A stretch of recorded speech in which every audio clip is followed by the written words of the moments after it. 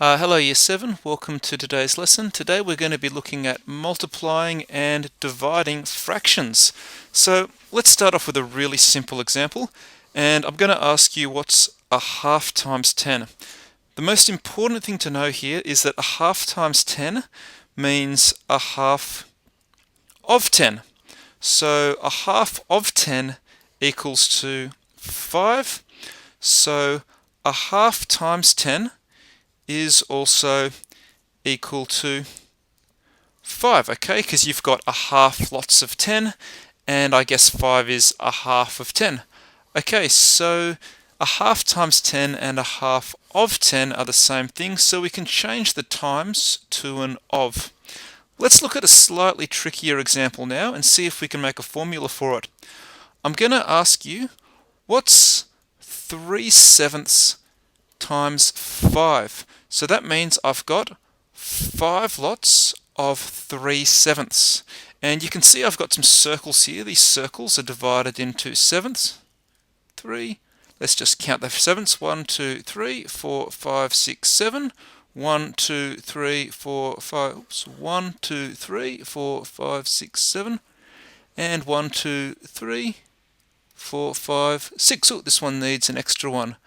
Okay, so now they're divided into sevenths. Let's draw that in red just to make it look a bit nicer. And I just want to count this one more time. 1, 2, 3, 4, 5, 6, 7. Uh-oh, that one was divided into eighths, so let's just fix that up before we go on. Okay, there we go. Now I've fixed it. We've got 3 circles, they're divided into sevenths, and what we're going to do is we want to work out 3/7 times 5. So let's shade in 3/7, and here we go. Let's shade them in on the first circle. 1, 2, 3/7. But we want to get 5 lots of 3/7, so now let's shade in 3/7 times 2. And here we go. 1, 2, 3.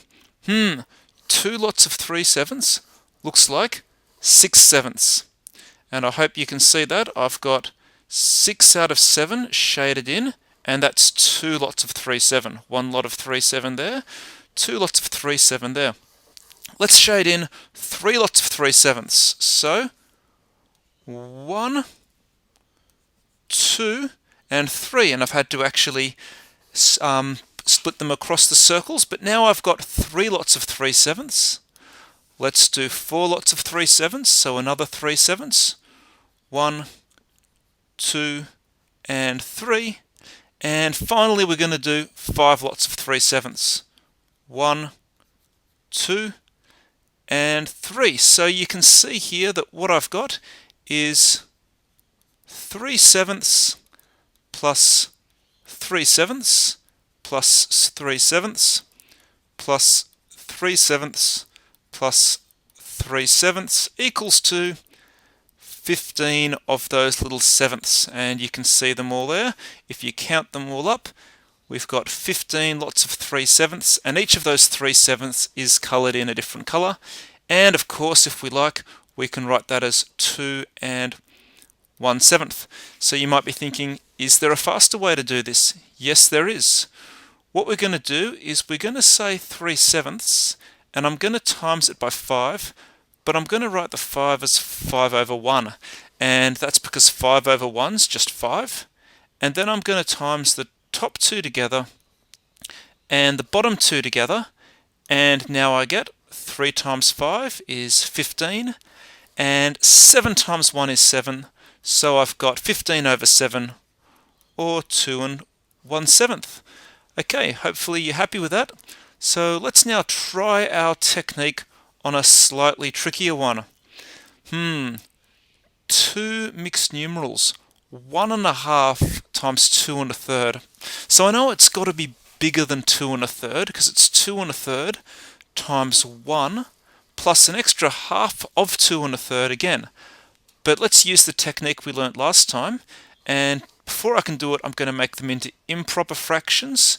So that's 3/2 times by 8 over 3. If you're having trouble making these improper fractions, please go back and review last lesson, but I've got 2 over 2 and 1 over 2 is 3 over 2, and 6 over 3 and 2 over 3 is 8 over 3. And if I now do the technique we saw last time, top times top, bottom times bottom, I get 24 divided by 6, and that is, look at that, exactly 4, a nice whole number. Isn't that nice? Okay, let's now try another question. And this time we've got, what's 3 divided by a half? So first of all, this is asking you, how many 1/2s can I fit in 3? So let's draw 3. Here's 3 little circles. And how many halves can I fit into it? Well, you can probably count them too. 1, 2, 3, 4, 5, and 6. So we know our answer is going to be 6. But there's actually a trick to doing this. We know we're doing 3 divided by 1/2. So each one fits in 2 of these, right? So I've got 2 here, 2 here, and 2 here. But if you look at that, that's just 3 times 2, which equals to 6. So the trick is 3 divided by a half equals to 3 times 2. So what you do is you get this and you flip it upside down. Okay, so you turn it, and I'll just write the word upside down there. So you turn the second fraction upside down, and the divided by sign you turn into a times sign. Let's have a go. A half divided by a quarter. So we go, alright, that's a half times 4 over 1, but that's going to be, well, we can work it out. 4 times 1 by 2 times 1 is 4 over 2, which equals to 2. But let's just see if that actually makes sense. Here's a circle, here's a half, and let's just shade in our half. So here's a half of a circle, and what we want to know is how many quarters can we actually fit in it? Well, here's a quarter of a circle. Oh look, 1 2/4, we can fit 2 quarters inside a half. So there we go, 2 quarters fit inside a half. So a half divided up into quarters is 2, and our technique works well. Okay, let's now look at the next question. So where are we up to here? Here we go. What is, and this time I've got a times, but you know, I actually wanted to make that a divided by to make the question a bit harder for you. So let's make it a divided by. And you can even pause the video now and see if you can work it out for me. So what I'm going to do is I'm going to make it an improper fraction, and that's going to be 23 over 7, because 3 times 7 is 21, plus 2 is 23. And that's going to now be divided by 6 over 5. And then I can flip the second fraction around and get 23 over 7 times by 5 over 6. And hopefully I can work that out. 7 by 6 is 42.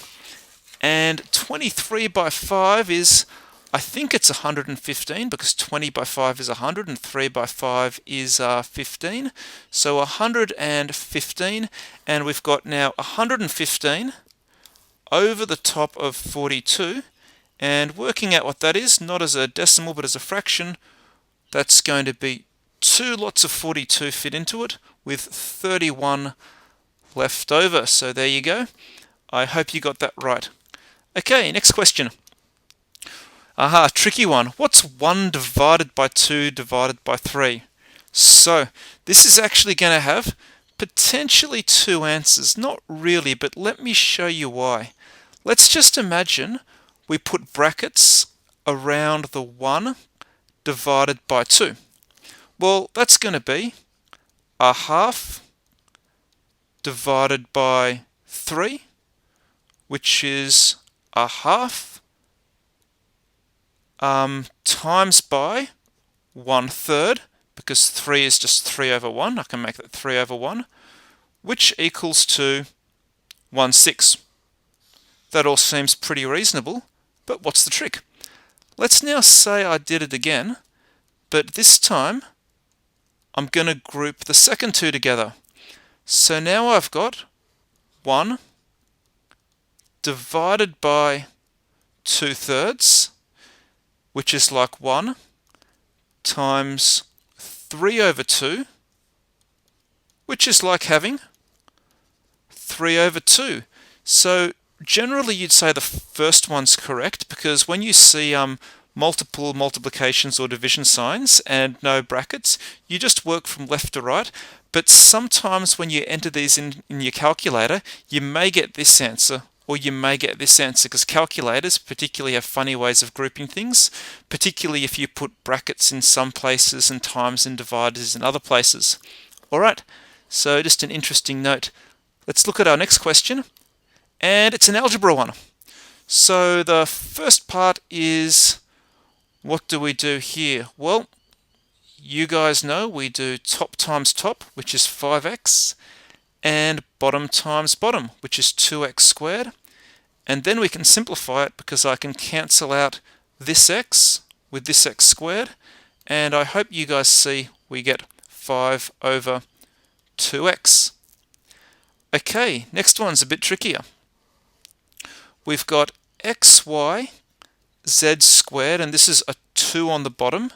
First I'm going to times the second fraction by flipping it upside down. 2x squared yz. Simplify this, and I've got 4xyz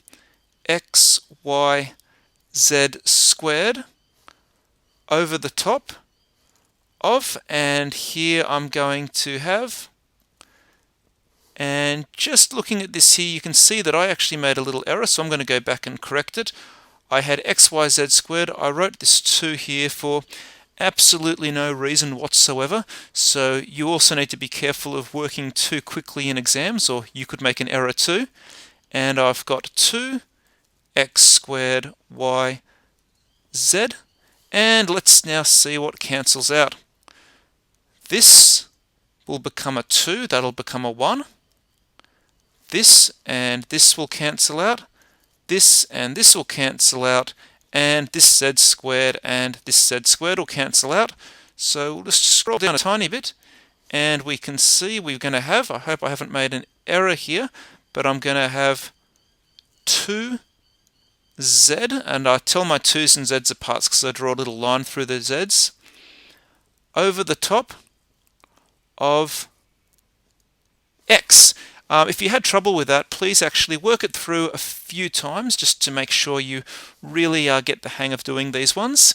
And when we do our formal algebra topic, of course, you'll see a lot more algebra, but it is good to get an idea of how to do it now. Okay, so your homework. You're going to keep doing Cambridge 8, exercise 4b, but this time you're going to do questions 1, 2, 5, 6, 9, 10, 11, 12, 17, 18 and 20. I think they're the ones we missed out on last lesson, because they were all the timesing and dividing fractions. Okay guys, thank you very much, and I will see you next time.